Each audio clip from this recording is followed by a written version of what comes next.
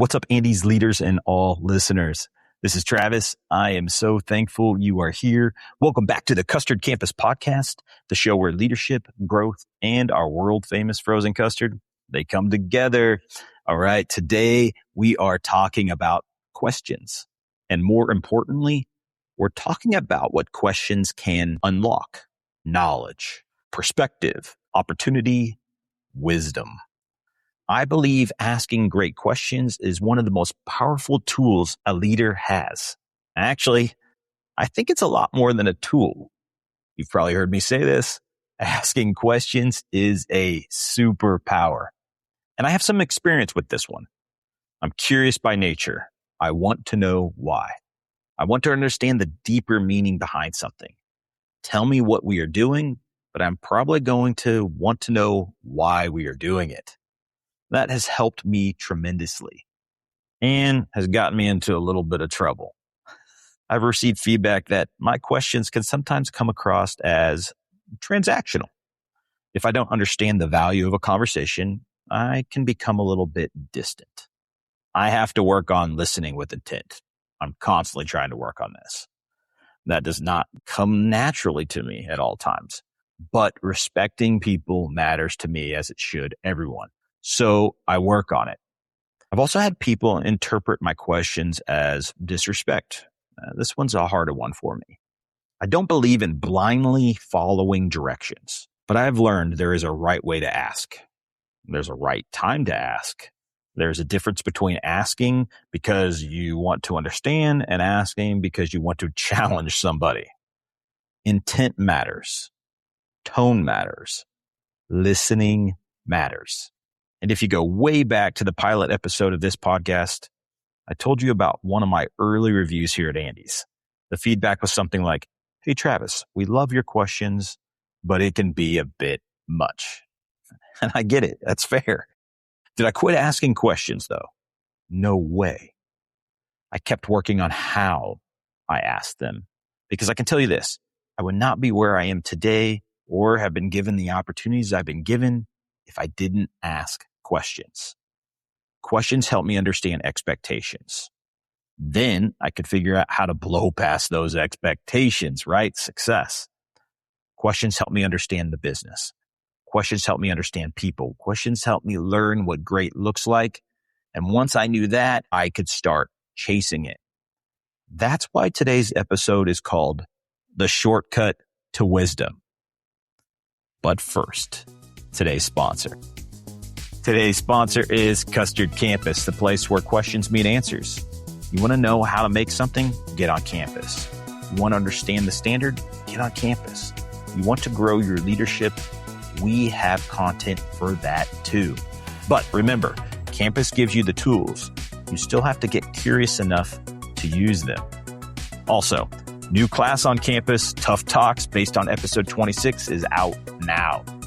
Thank you, Custard Campus, for your support. Now, back to it. Here we go.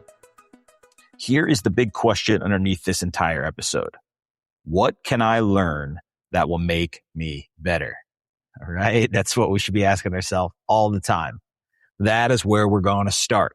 Questions give you access to wisdom. You do not have enough years in your life to personally experience everything you need to know. Seriously, think about that. How long would it take you to personally make every leadership mistake? Every hiring mistake, every career mistake, every financial mistake, relationship mistake. Oh my gosh, that would just be a terrible strategy. But fortunately for us, someone else has probably made a lot of those mistakes already. That is wisdom. We talked about this all the way back in the pilot episode again. Knowledge is great, but wisdom is applied knowledge. Someone has already tested something. They've already failed. They've adjusted. They've learned. If they are willing to share that with you, you might be able to skip all of that pain. So cheat code. You don't have to make every mistake yourself. John Maxwell has influenced a lot of my leadership thinking, and he has spent a huge part of his career talking about questions. I mean, he's probably one of the most leadership experts of ever. He wrote a book, Good Leaders Ask Great Questions, because in his words, he believes questions are the key to opening doors in our lives. I love that. Questions open doors. Sometimes literally. Let me tell you about one. More than 20 years ago, I had one of my first leaders in hospitality. I still think of him as a mentor. We've really never called it that, but that's what he is to me. At the time, he was kind of everything I wanted to be. He was a cool GM at a neat restaurant. He seemed to know everyone. He was outgoing, which is definitely not me. He looked like he was having fun doing the job. And I wanted to know how to get all of that. So eventually I worked up the courage to ask him if I could buy him a cup of coffee. That was seriously the hardest part, and probably by far the hardest part of this whole asking a mentor for help thing. Just asking. After that, I really didn't need to do much. I needed to listen. I needed to have a few questions. He had the years of experience. And once the conversation started, the wisdom flowed from them. People love to talk about their experience and themselves. That's great. You just have to have the courage to ask the question. Over time, what I learned from him went way beyond running a restaurant. It helped me see the value in having mentors and asking questions, specifically in the areas of my life I want to be successful in. And I might have different mentors in different areas, like my faith, being a dad, being a husband, leadership in my community, leadership at work. I still have a long way to go in all those areas, but I'm a lot further along because I asked. That cup of coffee had a pretty good return on investment. Today, I'm not scared to ask people for their cheat codes. Sometimes it costs coffee, sometimes dinner. Maybe I got to invest in a class, a conference, or coaching, but it's all been worth it. Books are amazing. Obviously, I read a lot of them, but there is something powerful about sitting across from someone who has lived what you are trying to learn. Maxwell actually uses questions specifically for this. In a 2024 Maxwell Leadership podcast, he shared questions he asks successful people, including, what is your greatest lesson you have ever learned? What are you learning now? And how has failure shaped your life? He says that first question really draws out the wisdom. Let's repeat that again. What is the greatest lesson you have ever learned?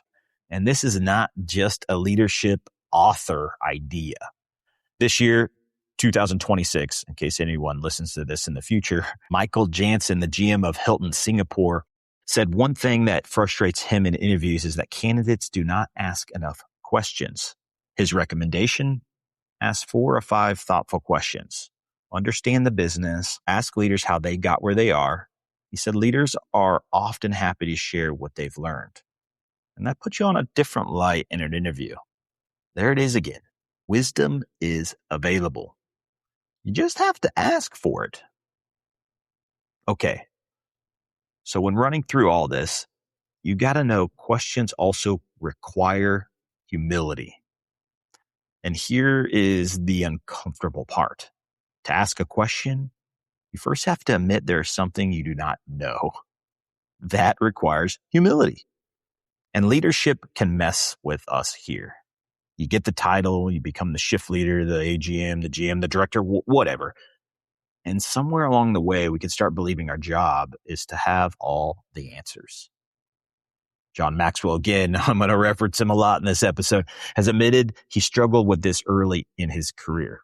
So have I. He said he initially believed that because he was the leader, he should know the answers to everyone else's questions. It pushed him towards pretending to know more than he actually did. Keyword there, pretending. I get that, especially when you are young. You want people to believe you belong there. You want your boss to think you are ready. You want your team to trust you. Holy crap, I don't even know why I said when you were young. This is still me. So saying, I don't know feels dangerous. But try this instead. Write these things down. When I'm journaling, when I'm reviewing the journal, I'd love to come across these things. I don't know. Can you show me? Think about the vulnerability you bring up. We've talked about that in prior episodes, leadership discussions, vulnerability really creates a good sense of leadership. I don't know. Can you show me? That brings value to the conversation for both people. Why do we do it this way? Right? That genuine wanting to understand so you can be great at it. What am I missing? Who knows more about this than I do? These are great things to even ask ourselves, so we focus on finding the answer and asking great questions. Those are not weak leader questions. Those are growth questions. And there's something interesting research behind this tells us. A 2024 study using two-way data from 350 employees and supervisors found significant positive relationships between humble leadership, intrinsic motivation, and work engagement and creative performance. All things we really want in our workplace. Then another 2025 study looked at 485 frontline employees in service-oriented organizations. Humble leadership was positively connected with employee engagement, and engagement was strongly associated with service performance and customer satisfaction. Different environments, similar message, and all great for our Andy's workplace. Humility is not weakness. It creates room to learn. And in hospitality, leaders are being coached in this direction too. The International Society of Hospitality Consultants published guidance specifically telling hospitality leaders to ask for input, then listen.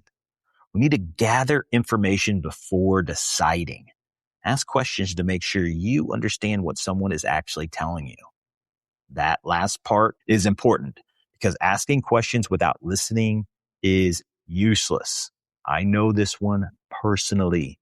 You can ask the greatest question in the world and then completely waste it because you are preparing your next sentence. I've done that. Crap, I do it all the time. So here's the cheat code. Looking smart today is less valuable than becoming smarter tomorrow. So ask those questions, but really listen. Now, let's turn this around because some of the most important questions you will ever ask will not be directed at someone else. They'll be directed at you. We talked about this way back in the choice episode. You cannot control everything that happens, but you can control what you do next. So listen to the difference these questions make.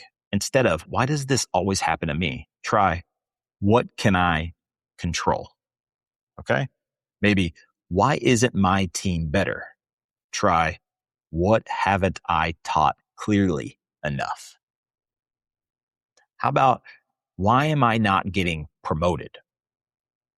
Try, what capability do I need to demonstrate next? Again, bring value, get value. How about, why won't they listen? Maybe you need to ask, how can I communicate this differently? Different questions send your brain looking for different answers.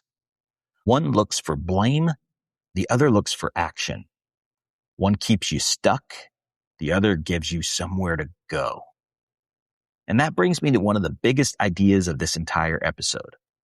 The quality of your life is influenced by the quality of the questions you repeatedly ask yourself. That's worth a double take.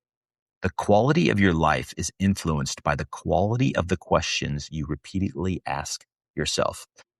My life goes in the direction of my strongest thoughts. And when I'm asking myself these questions, my life is going in that direction. So I want to give you 5 of these questions, right? Things that we could be doing. Keep these, write them down. Use them when you feel stuck. Number 1, what am I trying to accomplish? We've got to get that very clear. What's the actual outcome, whether it's a small situation or our life? Number 2, what am I missing? Challenge your perspective. Remember, we've talked about this in Tough Talks and other episodes. It's not just about our own perspective. Everyone has a different perspective. There's probably something we are missing. Number 3, who knows more than this than I do? There you go. This is a hard one, but we've got to find them. That might be your GM, your DM, another operator, someone at the home office, someone completely outside of Andy's. Find wisdom. Number 4, what can I do differently? Not them, you. This is us. What can I change? What is my next step? That's number 5. What is my next step? We've got to have action because questions are not supposed to become an excuse for endless analysis. Eventually, we act. That is how questions become growth. And I want to be clear about something. You can absolutely ask questions poorly. You can ask them with attitude. You can ask questions when you really mean, I think you're wrong. You can ask many questions and never get around to doing the work. I have visited all 3 of those places. That is why asking questions is a skill. Curiosity plus humility, then listening, then action. That is the formula. Let's review that again. Curiosity, asking those questions with humility, listen, act. It's a great formula. The hospitality world has a practice called management by walking around. Some of you might have heard this before. We got our figure 8s in our environment. The idea is simple. Get out where the work is happening.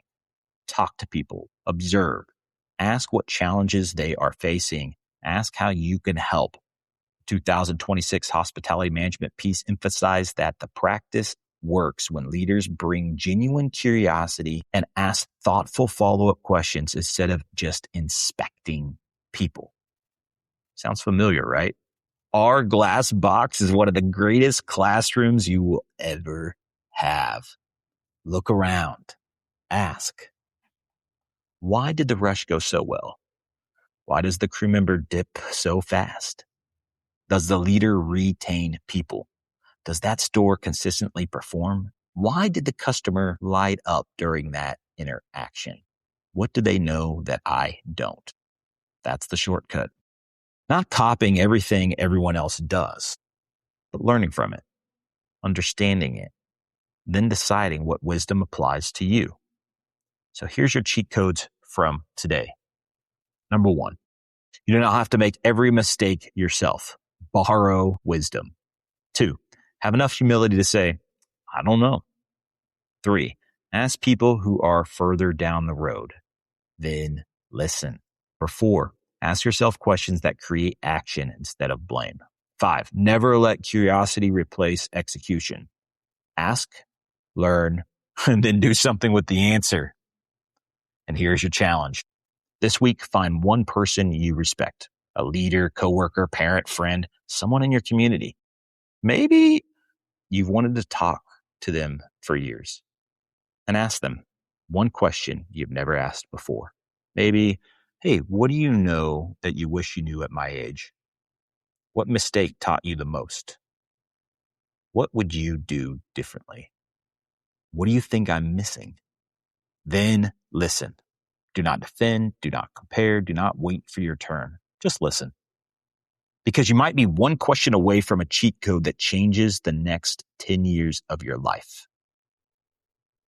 Man. And this is only part 1, because asking questions is not only about making you smarter. Questions might be one of the greatest tools you have for developing everyone around you also. How do we use questions instead of immediately giving answers? How do we create thinkers instead of followers? How do questions create ownership? How do we get curious before we get critical? That's where we're going in part 2. So a little teaser. I don't do that very often. All right, here we go. My goal is that you learn something today that you can use to get closer to making your dreams come true. I'm here to serve everyone, not to change anything, just support great leadership and decision making. Keep engaging, keep asking great questions, and share the content. That's it for today. If you need anything, email me at travis@eatandys.com. Here we go. Leadership is portion control for chaos. The right amount at the right time, every time. Go win the day.